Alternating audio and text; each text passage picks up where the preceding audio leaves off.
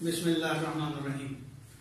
आज हम डिस्कस करेंगे सेंट्रीपिटल फोर्स। बड़ा ही इंपॉर्टेंट आर्टिकल। आपने साहब का पेपर अगर देखे हो तो हर दूसरे तीसरे पेपर में ये क्वेश्चन जो है वो होता है, तो इसको अच्छी तरीके से आपने तैयार भी करना है और समझना भी। तो सेंट्रीपिटल फोर्स, अब देखेंगे इससे पहले मैं थोड़ी सी इसका बैकग्राउंड बता दूं कि हमने न्यूटन का जो फर्स्ट लॉ पढ़ा था उसमें क्या था कि अगर ये एक प्लेन है, इसके ऊपर एक ऑब्जेक्ट है, हम इसको एक फोर्स लगा के छोड़ देते हैं तो ये चलता रहेगा, लेकिन ये स्ट्रेट लाइन में ही चलता रहेगा, यानी कि इसकी डायरेक्शन ऑफ मोशन तब्दील नहीं हो सकती जब तक कि इसके ऊपर कोई एक्सटर्नल फोर्स न लगे। यानी कि जिस तरह हम डिफाइन करते हैं, सॉरी स्टेट करते हैं न्यूटन का first law, a body remains at rest or continue to move with constant velocity unless acted upon by an unbalanced force। यानी कि अगर एक बॉडी जो मूव कर रही है तो स्ट्रेट लाइन में मूव करती रहेगी जब तक कि उसके ऊपर कोई एक्सटर्नल फोर्स ना लगे। तो डेफिनेटली अगर ये स्ट्रेट लाइन में बॉडी मूव कर रही है तो इसको मूव करने में किसी भी फोर्स की जरूरत नहीं है, कांस्टेंट वेलोसिटी से जब मूव कर रही है। और याद रखें ये हमने एनवायरनमेंट जो ली है वो फ्रिक्शनलेस।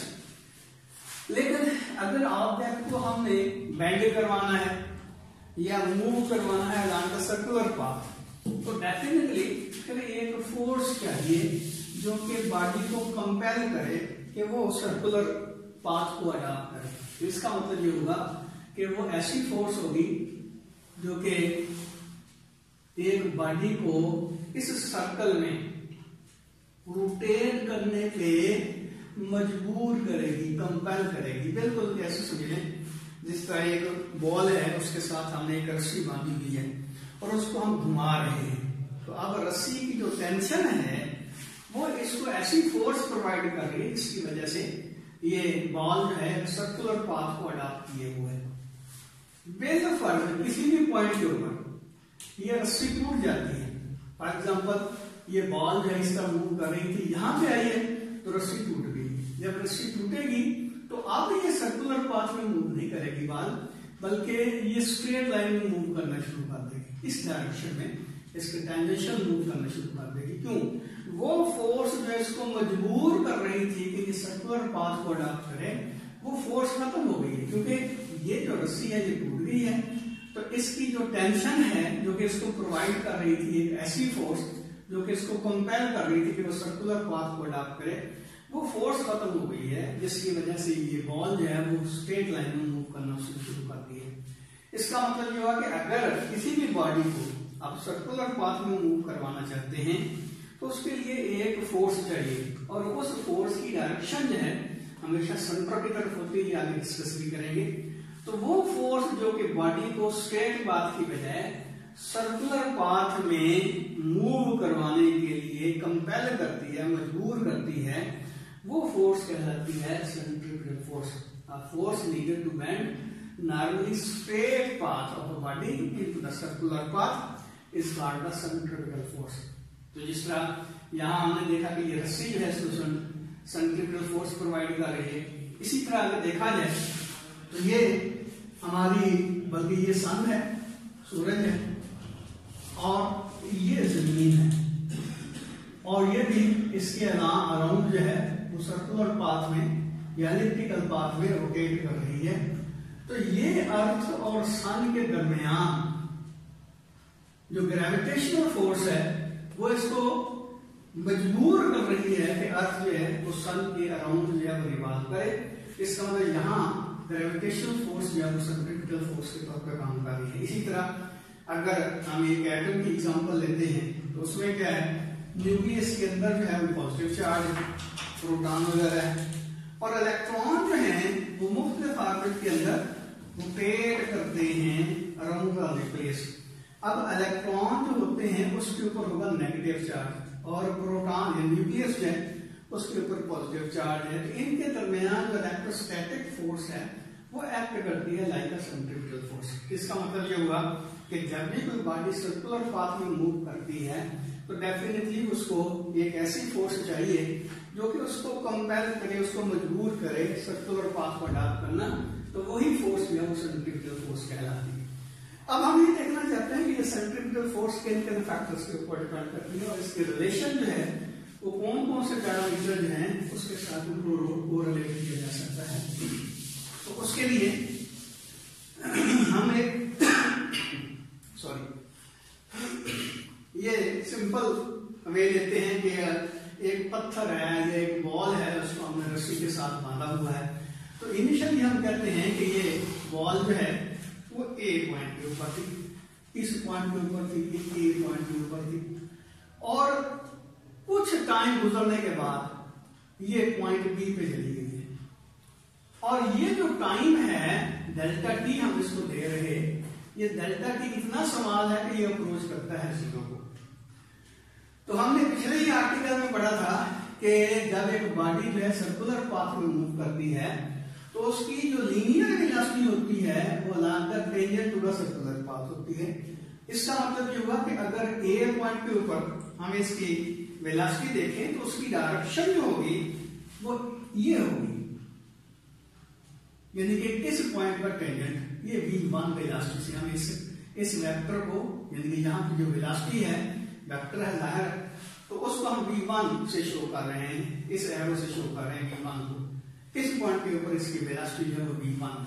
अब जब यही बॉडी जो है v पॉइंट पर पहुंच जाती है तो इसकी डायरेक्शन ये हो जाएगी। अब याद रखें कि अगर ये बॉल जो है वो उसकी स्पीड कांस्टेंट है, यानी कि ये यूनिफॉर्म एंगुलर वेलोसिटी से रोटेट कर रही है, तो डेफिनेटली v1 और v2 इन दोनों की मैग्नीट्यूड सेम होंगी, लेकिन इसमें जो चेंज आई है v में वो इसकी डायरेक्शन की वजह से आई, यानी कि वेलोसिटी जो है वेक्टर क्वांटिटी है, इसमें इसकी चेंज जो आ रही है ये चेंज डायरेक्शन की वजह से आ रही है। यहाँ देखिए इसकी डायरेक्शन ये थी, इस पॉइंट के ऊपर इसकी डायरेक्शन ये थी, लेकिन v1 की जो मैग्नीट्यूड है और v2 की जो मैग्नीट्यूड है वो v के बराबर है, यानी कि दोनों की मैग्नीट्यूड सेम है, इसलिए मैंने कोशिश की है कि दोनों की लेंथ जो है वो सेम रखी है। अब ये ओरिजिन कह लें ओ है, यहां से लेकर यहां तक ये ओ ए, इसका इनिशियली जो पोजीशन ए है उसके ऊपर इसका रेडियस की पोजीशन ये थी, और ये कह लें कि आर की इक्वल है, यानी कि इसकी मैग्नीट्यूड जो है वो आर के बराबर है। यहां से लेकर यहां तक जो डिस्टेंस है उसकी लेंथ है वो आर के बराबर, रेडियस ऑफ द सर्कल के बराबर होगी। अब T time delta T time गुजरने के बाद ये बॉडी यहां पे पहुंच गई है, तो इसका मतलब यहां से लेकर यहां तक का डिस्टेंस और यहां से लेकर यहां तक का डिस्टेंस जो है वो सेम होगा, रेडियस के बराबर ही होगा।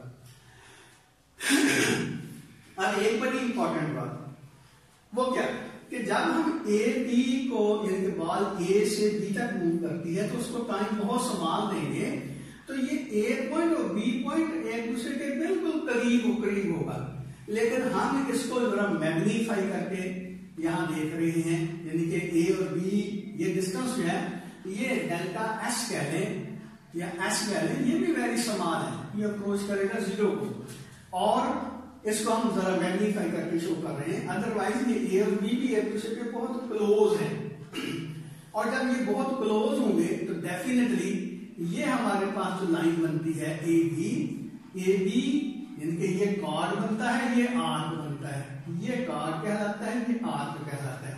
तो आर्क की लेंथ और कॉर्ड की लेंथ आपस में इक्वल होगी जब ए और बी एक दूसरे के बहुत ही करीब होंगे। डेफिनेटली बी को पीछे लेते जाएं, ए को आगे लेते जाएं, मेरे फर्ज ये यहाँ पे आके दोनों जो है एक दूसरे के करीब आ जाते हैं, तो ये जो लाइन बनती है ये स्ट्रेट लाइन बनेगी। डेफिनेटली क्या होगा, ये देखिए ये एक लाइन है, ये कर्व है, लेकिन अगर हम इसका बहुत ही छोटा सा सेगमेंट देखते हैं ये, तो ये इसका जो कर्वेचर है वो ना होने के बराबर है, इसको हम डील कर सकते हैं एज स्ट्रेट लाइन। तो बिल्कुल इसी तरह यहाँ भी देखिए कि ए पॉइंट से बी पॉइंट तक बॉल को मूव करने के लिए टाइम दिया हमने डेल्टा टी, तो डेल्टा टी इतना समान है कि वो अप्रोच करता है जीरो को। तो इसका मतलब ये हुआ कि ए बी जो है वो बिल्कुल करीब है, तो उस वक्त ये आर्क की लेंथ और इस कॉर्ड की लेंथ आपस में बराबर होंगे।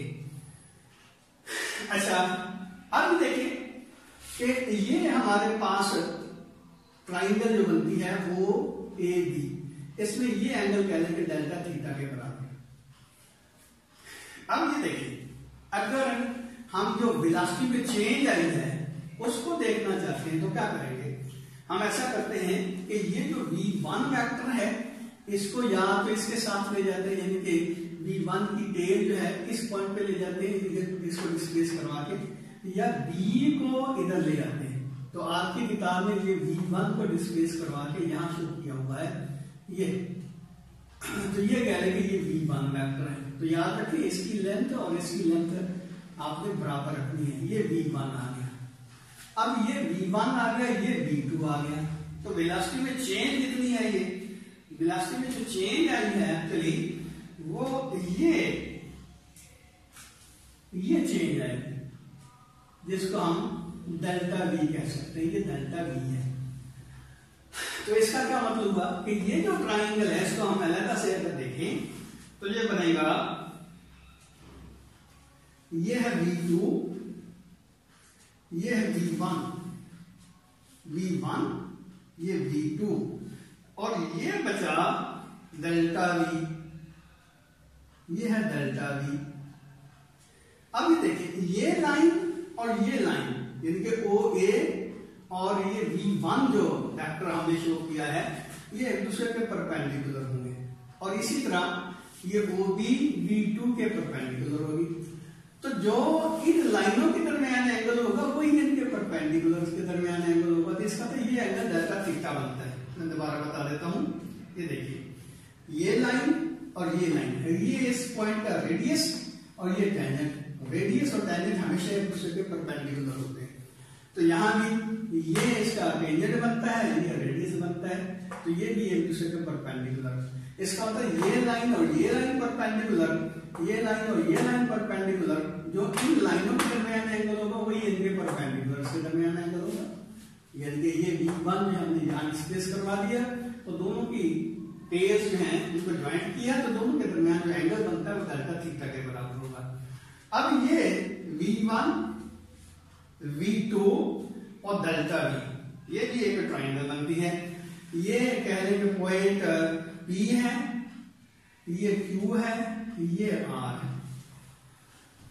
अब ये देखिए ये जो OAB ट्राइंगल है, ट्राइंगल OAB और ट्राइंगल PQR ये दोनों ही आइसोसेल्स बनती हैं। इनके इसका ये साइड और ये साइड, इनके ये साइड और ये साइड आपस में बराबर है, इसका ये साइड और ये साइड आपस में इक्वल है।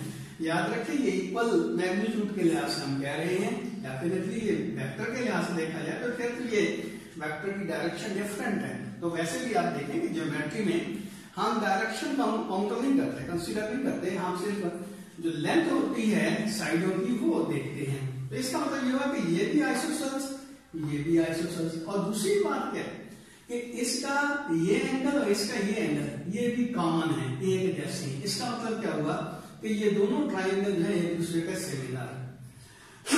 अब रही बात कि हमने एक्सेलरेशन की वैल्यू मालूम करनी है, और एक्सेलरेशन जो है यहाँ ये जो वेलोसिटी में चेंज आई है, वेलोसिटी में जो चेंज आई है, और जाहिर है ये चेंज जो है ये मैग्नीट्यूड की वजह से नहीं, ये डायरेक्शन की वजह से चेंज आई है। तो एक इसके इक्वल होता है delta v over delta t। ये चेंज जो आई है वेलोसिटी में ये इसकी डायरेक्शन की वजह से आई है, ये डेल्टा v है। तो ये डेल्टा v, ये v, ये भी v, ये डेल्टा v। अब डेल्टा v की वैल्यू जो हम किस तरह फाइंड आउट करेंगे और डेल्टा t की वैल्यू किस तरह फाइंड आउट करेंगे, ये दोनों वैल्यू जो है इसमें पुट करते हैं तो जाके एक्सेलरेशन की वैल्यू हमें पता चलेगा इसका। तो डेल्टा v किस तरह मालूम करेंगे, मैं भी जो बात कह रहा था कि ये ट्राइंगल और ये ट्राइंगल, यानी कि ये ट्राइंगल ये दोनों एक दूसरे के सिमिलर हैं, दोनों आइसोसेल्स हैं, और दोनों का ये जो कॉमन एंगल है ये सेम है। तो इसलिए हम कहते हैं कि ये एक दूसरे के सिमिलर है, ये हम शक्ल है दोनों दोनों जुड़वा बहने PQR और OAB। अब इसमें ये देखिए कि इसकी रेशो इसके साथ होगी वही इसकी रेशो इसके साथ होगी। तो ये यहां से लेकर यहां तक हमने पहले कह दिया था कि आर्क की लेंथ और कार्ड की लेंथ आपस में इक्वल है। इसका मतलब ये हुआ कि पहले तो ये देखें कि ये दोनों ट्राइंगल में सिमिलर हैं, तो इसमें हम ये कह सकते हैं कि इसकी इस साइड की रेशियो इसके साथ और इसकी इस साइड की रेशियो इसके साथ ये आपस में इक्वल होंगे। यानी कि हम कह सकते हैं P Q over Q R is equal to O A over A B. ये किसी तरीके से भी कह सकते हैं, यानी कि इसकी रेशियो इसके साथ वही होगी जो इसकी रेशियो इसके साथ होगी। इस तरह भी क्या कहा जा सकता है, यानी कि इसकी रेशियो इसके साथ, ये देखिए ये और ये एक दूसरे के कॉरस्पॉन्डिंग आ रही है साइड, और ये इनमें ये देखिए ये और ये एक दूसरे के कॉरस्पॉन्डिंग आ रही है। तो इसका क्या मतलब हुआ कि इसकी रेशियो इसके साथ वही होगी जो इसकी रेशियो इसके साथ है, या कह सकते हैं कि इसकी रेशियो इसके साथ वही होगी जो इसकी रेशियो इसके साथ। दोनों तरीके से ये बात एक ही आएगी। तो बहरहाल ये देखिए पी क्यू इसकी जगह ये देखिए हम यहाँ लेंथ लेंगे, ये आ जाएगा v, और क्यू आर ये बनेगा डेल्टा v, और ओ ए ये बनेगा r, और ए बी ये बनेगा s। यानी कि इसकी रेशियो इसके साथ, इसकी रेशियो इसके साथ आपस में बराबर होंगी। तो अब यहां से हमारा टारगेट है डेल्टा वी की वैल्यू निकालना। तो डेल्टा वी किस तरह निकालेंगे, डेल्टा वी आपके पास आ जाएगा, ये इसको इधर ले जाए इसको इधर ले आए, तो ये आ जाएगा एस वी ओवर आर। ये देखिए इधर एस आ जाएगा, ये इधर चला गया, और आर इससे डिवाइड हो जाएगा, डेल्टा वी इधर चला गया, ये एस ये डिवाइडेड बाई आर। तो डेल्टा वी की वैल्यू आ जाएगा एस वी ओवर आर। इसको ये क्वेश्चन क्या है, ये 1 है, ये हम इस्तेमाल कर सकते हैं। अब इसी तरह हम डेल्टा वी देखें, ए में दो चीजें आती हैं, डेल्टा वी और डेल्टा टी। अब डेल्टा वी की वैल्यू का पता चला कि डेल्टा टी किस तरह मालूम करते हैं। मैंने ये शुरू में बताया था कि ये बॉडी जो है इसकी एंगुलर वेलोसिटी कांस्टेंट है, मीन इसकी जो स्पीड है वो कांस्टेंट है, वेलोसिटी चेंज हो रही है मैग्नीट्यूड की वजह से नहीं, बल्कि डायरेक्शन के चेंज होने की वजह से इसकी वेलोसिटी में चेंज आती है। तो इसका मतलब ये हुआ कि अगर यहां से लेकर यहां तक इसको डिस्टेंस ट्रेवल करना पड़ा है s, और यहां से लेकर यहां तक हमने इसको टाइम दिया है डेल्टा टी, तो आपको पता है कि s जो होता है वो v और t के प्रोडक्ट के बराबर होता है। तो यहाँ v इसकी स्पीड आ गई और t जो है डेल्टा टी की इक्वल हो गया। तो यहां से डेल्टा टी की वैल्यू निकालें तो ये बनेगा s ओवर v। ये दूसरी क्वेश्चन क्या है। अब ये ए क्वेश्चन क्या है, बल्कि इसको कहेंगे 1 है, ये चलो 3 में कह देता हूं, ये 1 ये 2 ये 3। अब 1 और 2 की वैल्यू जो है तो क्वेश्चन 3 में पुट करते हैं, यानी कि डेल्टा वी की वैल्यू इसमें पुट करते हैं, डेल्टा टी की वैल्यू पुट करते हैं। तो आपके पास ए किसके इक्वल आ जाएगा, डेल्टा वी की जगह एस वी ओवर आर और डिवाइडेड बाई डेल्टा टी की जगह एस ओवर वी आ जाएगा। तो हम क्या कह सकते हैं, S V over R multiply by V over S.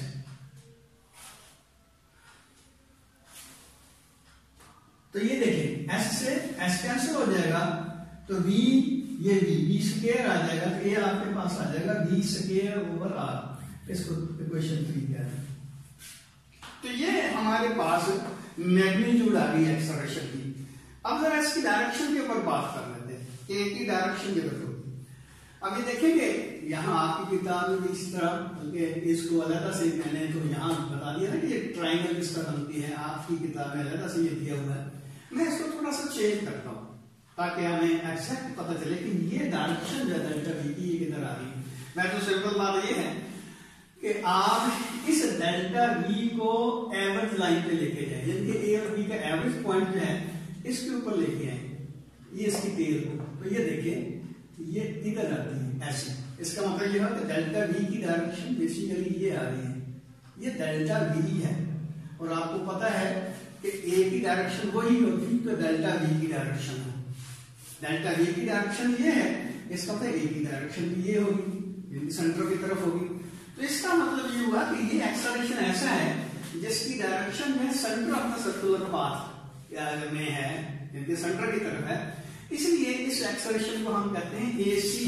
AC mean centripetal acceleration, ये कहलाता है सेंट्रीपिटल यानी कि ऐसा एक्सेलरेशन जिसकी डायरेक्शन जो है टूवर्ड द सेंटर है, इसको कहते हैं सेंट्रीपिटल एक्सेलरेशन।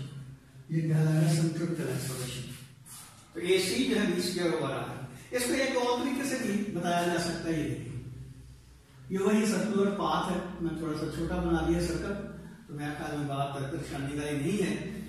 तो इसमें ये देखें, ये पॉइंट O है, ये पॉइंट A है, ये पॉइंट B है, ये और ये इनका एवरेज लाइन अपना पॉइंट है। और ये देखिए, ये AB लाइन, ये वाली AB लाइन, और ये R है, ये भी R है। अब इस पॉइंट के ऊपर V की वैल्यू जो है ये हमने लिया वेक्टर V1 और यहां पे वेक्टर लिया V2। अब हम देखना चाहते हैं डिफरेंस, यानी कि वेलोसिटी का जो चेंज है ये डेल्टा V, उसकी वैल्यू देखना चाहते हैं। डेल्टा V किसके बराबर होगा? हम क्या करते हैं, ये वेक्टर यहां डिस्प्लेस करवा देते हैं और ये वेक्टर भी यहां डिस्प्लेस करवा देते हैं, बल्कि ये V1 इधर आ जाएगा और ये V2 इधर आ जाएगा। यानी कि इसकी जो चेंज आ रही है, हमने A और B में वो करीब करीब ले लिए, यहां पे आ रही है। अब ये देखें कि ये है V1, ये है V1 तो हमने यहां डिस्प्लेस करवाया है, ये V1 होगा और ये V2 है। हम क्या करते हैं, ये जो V2 है इसमें से V1 को सब्ट्रैक्ट कर देते हैं, ये V2 है। तो आपको पता क्या करते हैं बोला कि जिस वेक्टर को हमने सब्ट्रैक्ट करना होता है उसको -1 से मल्टीप्लाई करके पहले वेक्टर में ऐड अप करते हैं, और जब इसको -1 से मल्टीप्लाई करेंगे तो इसकी डायरेक्शन जब ये हो जाएगी, उल्टी हो जाएगी। तो अब ये देखें, इसकी डायरेक्शन हो जाएगी ये। इसका क्या मतलब होगा कि जो डेल्टा V होगा वो ये होगा, पहले वेक्टर की टेल और दूसरे वेक्टर का हेड, ये डेल्टा V आएगा। तो यह ख्याल मेरी बात समझ आ गई होगी कि ये V1 उसको भी मिड पॉइंट से पे डिस्प्लेस करवा दिया, V2 भी मिड पॉइंट पे ले गए।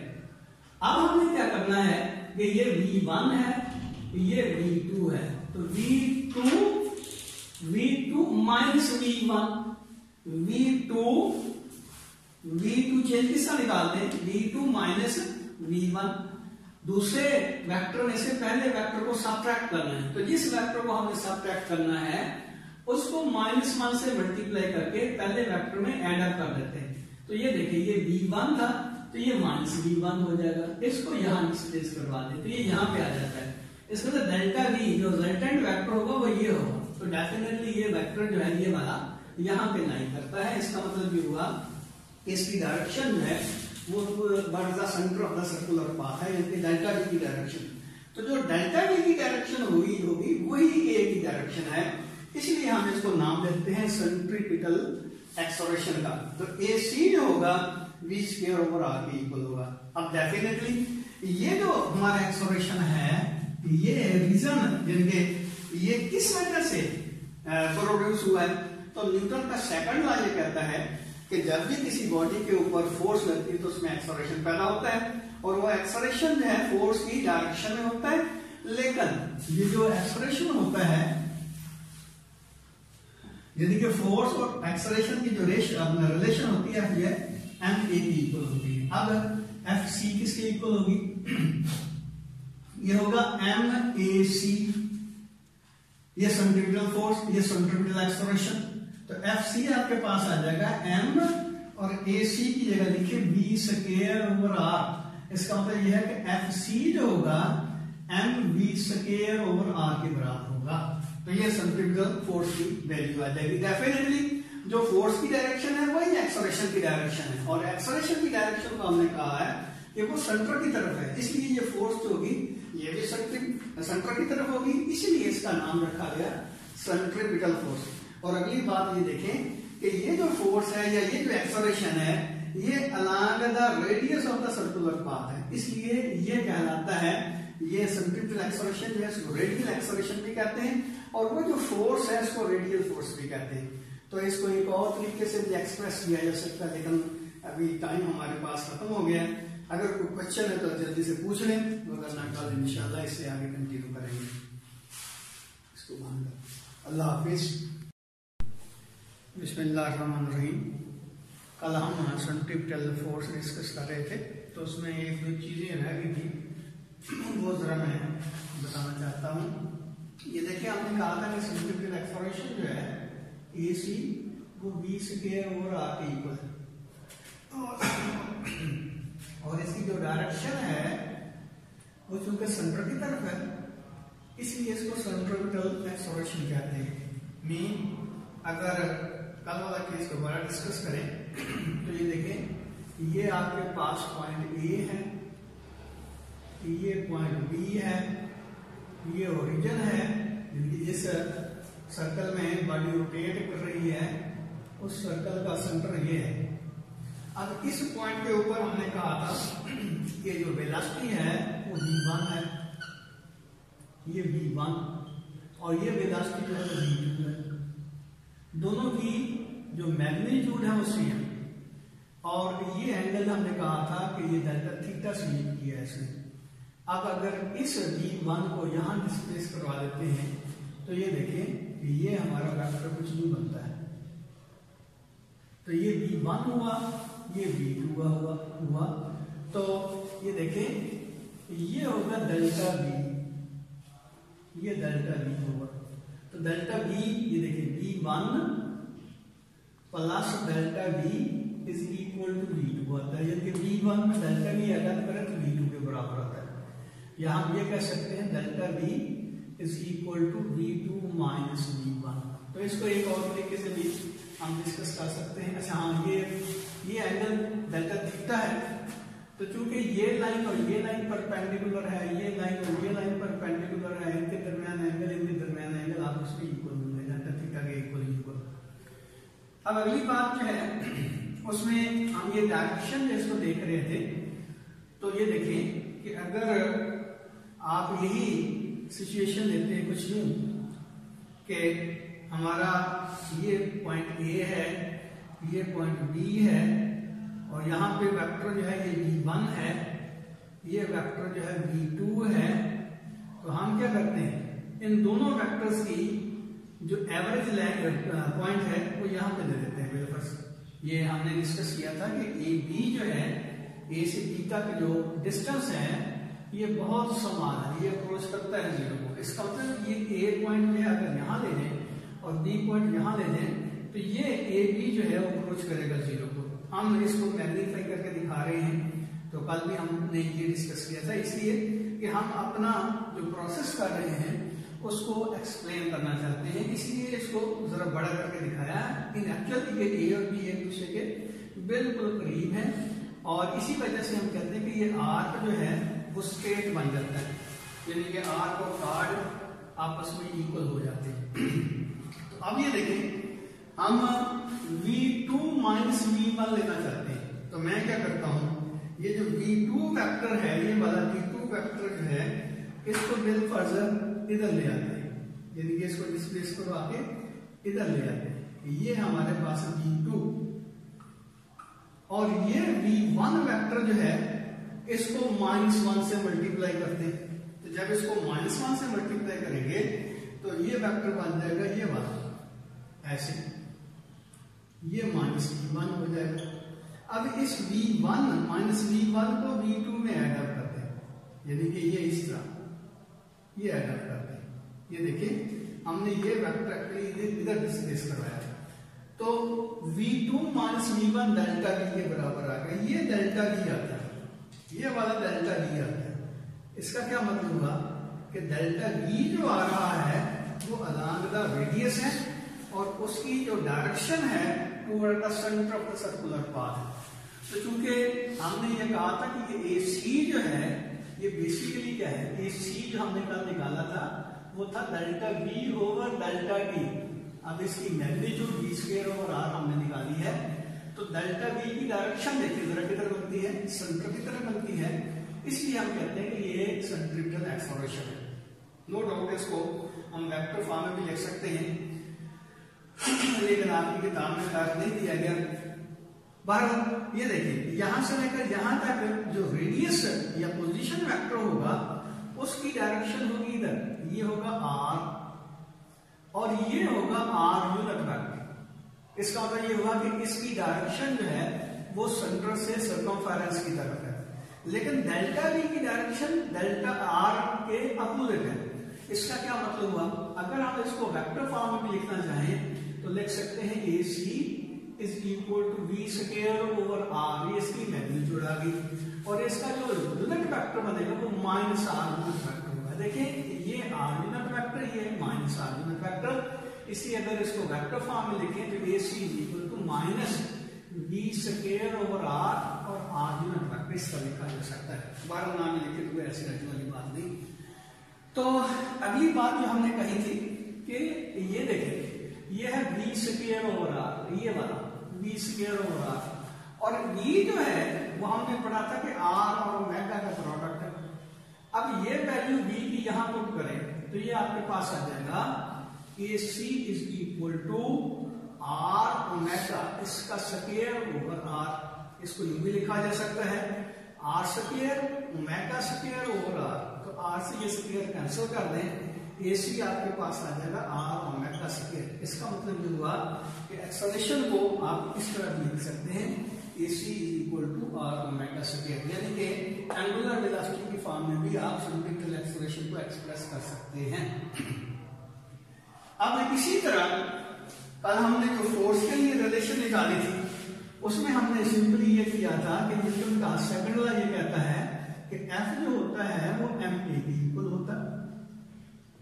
अब यहां देखें ये जो बॉडी हम रोटेट करवा रहे हैं बिल्कुल उसका मास जो है वो m के इक्वल है, तो इसके ऊपर जो फोर्स लगती है जिसकी वजह से ये एक्सेलरेशन पैदा हुआ है सेंट्रिपिटल एक्सेलरेशन, तो वो AC है तो ये फोर्स जो होगी वो भी FC यानी कि सेंट्रिपिटल फोर्स कहलाएगी। ऐसी फोर्स जिसकी डायरेक्शन सेंटर की तरफ है, यानी सर्कुलर पाथ के सेंटर की तरफ इसकी डायरेक्शन है, तो FC जो आ जाएगा MAC स्क्वायर के AC के बराबर होगा। अब AC की वैल्यू जो है, अच्छा इसको हम अगर स्केलर फॉर्म में लिखें तो FC लिख सकते हैं MAC।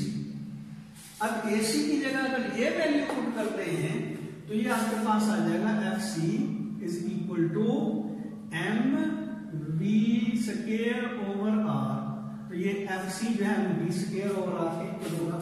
और इसको इस एक्सेलरेशन जो है ये वाला इसमें भी FC की वैल्यू फाइंड निकाली जा सकती है, तो FC आपके पास आ जाएगा M और AC की जगह क्या लिखे R ओमेगा स्क्वायर। इसका मतलब ये हुआ कि आप लिख सकते हैं mr ओमेगा स्क्वायर, इसको सेंट्रिपिटल एक्सेलरेशन को सेंट्रिपिटल वेलोसिटी को लिखा जा सकता है mr ओमेगा स्क्वायर।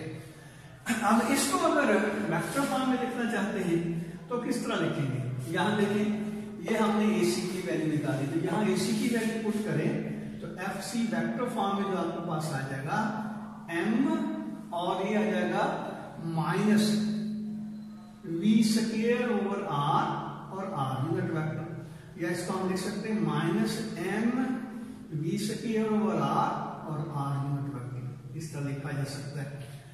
तो ये FC की वैल्यू आ गई सेंट्रिपिटल फोर्स की वैल्यू। अगर इस फॉर्म में लिखना चाहते हैं AC को तो फिर आपके पास क्या आएगा FC इज इक्वल टू ये आ जाएगा r ओमेगा स्क्वायर और इसकी direction minus r unit vector से शो करते हैं कि इसकी डायरेक्शन जो है toward the center of the circular path है, पोजीशन वेक्टर के अपोजिट, इसलिए माइनस r यूनिट वेक्टर आएगा इसकी डायरेक्शन। तो ये आ जाएगा minus omega square r magnitude r unit vector, तो इसको हम यूं भी कह सकते हैं FC is equal to minus omega square r। तो ये आपकी किताब में इसको वेक्टर फॉर्म में तो एक्सप्रेस नहीं किया गया, तो ना भी करें तो कोई ऐसी हर्ज वाली बात नहीं, लेकिन मैंने ये चीज आपके सामने रखनी थी, इसलिए ये सेंट्रिपिटल फोर्स और सेंट्रिपिटल एक्सेलरेशन जो है उसको वेक्टर फॉर्म में भी हमने एक्सप्रेस कर दी। तो